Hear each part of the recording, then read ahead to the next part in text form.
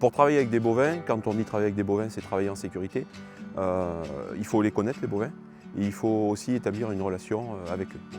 La formation se déroule en deux parties. Il y a une partie le matin en salle, où on discute avec les éleveurs autour du comportement animal, sur l'essence qu'utilise la vache pour vivre.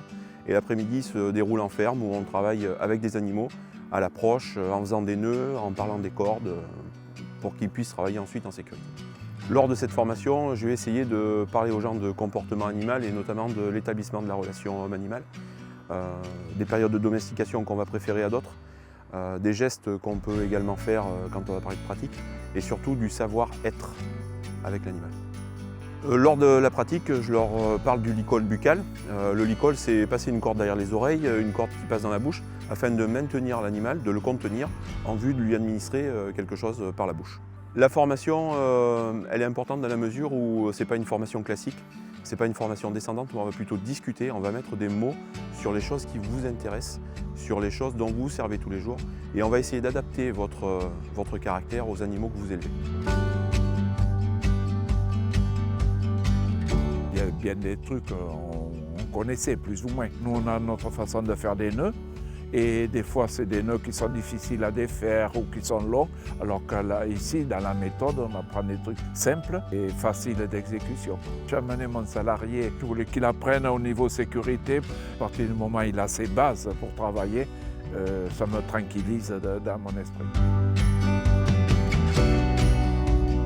Ce qui m'a intéressé plus particulièrement, c'est la manipulation des bovins avec les licoles. En les manipulant plus souvent, on a plus le contact avec l'animal et les troupeaux plus calmes. Ce qui m'intéresse dans cette formation, c'est qu'il y a un échange entre éleveurs. On est tous dans notre métier, concentrés dans notre travail et on n'a pas l'échange qu'il y a organisé par la journée de la MSA.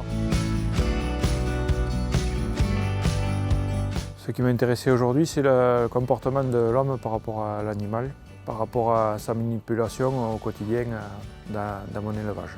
C'est difficile de ne pas avoir appris quelque chose dans la journée. On a appris tous les gestes, plusieurs types de licol et après comment manipuler une vache en sécurité.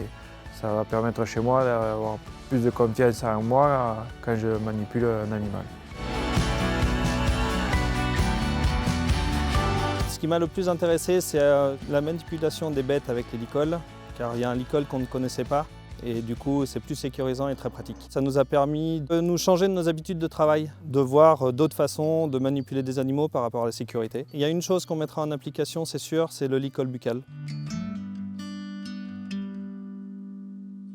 Donc la MSA organise ce type de journée pour former les éleveurs sur l'approche des animaux et leur contention. Et c'est vraiment des journées d'échange entre professionnels. Les objectifs de la santé et sécurité au travail à la MSA sont de permettre aux éleveurs d'améliorer leurs conditions de travail, de travailler plus en sécurité, avec moins de stress, d'être plus performants. Et pour cela, bien sûr, ça demande une évolution dans leur pratique.